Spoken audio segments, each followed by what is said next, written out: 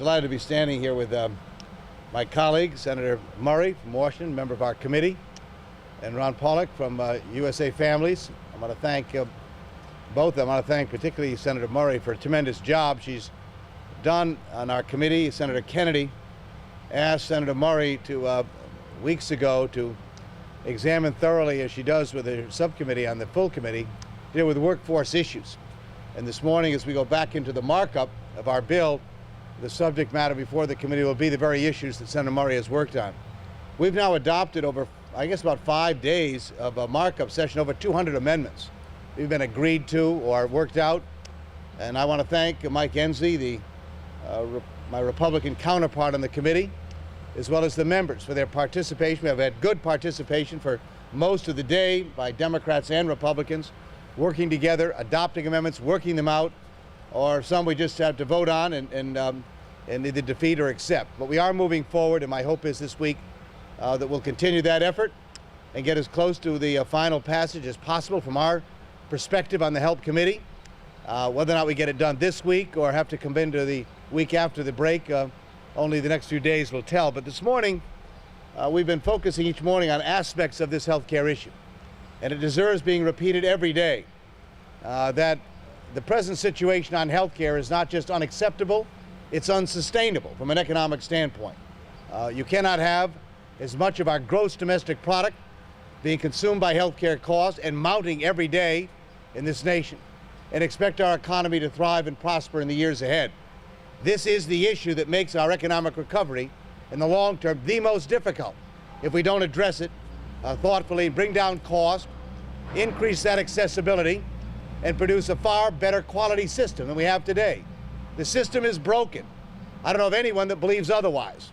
If you're one of the 50 million with uninsured, you don't need a lecture about it. If you have insurance, you're worried to death whether or not the costs are going to continue to mount, making it impossible for you to sustain it, or whether or not the coverage will be there at all if a crisis hits and you're going to get the benefits you need to take care of your family or not. Remember, at any point during this given year, 80 to 90 million of our fellow citizens are without health care for some period of time, 80 or 90 million.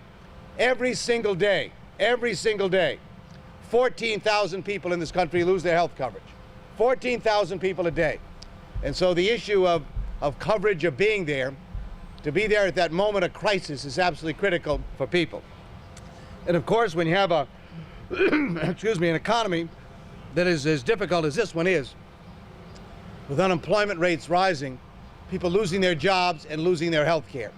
So this morning we want to briefly talk about the importance of that, of how we sustain people during periods of economic crisis and unemployment to maintain that kind of health care coverage that they need. This is a critical part of our legislation.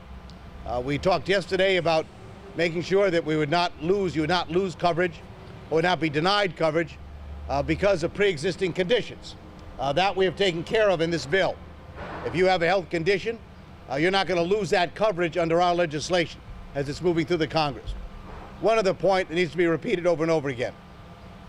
If you like the coverage you have, you get to keep it. Our bill does not tell you what doctor you ought to see, what hospital you ought to go to, what insurance coverage you'd like to have.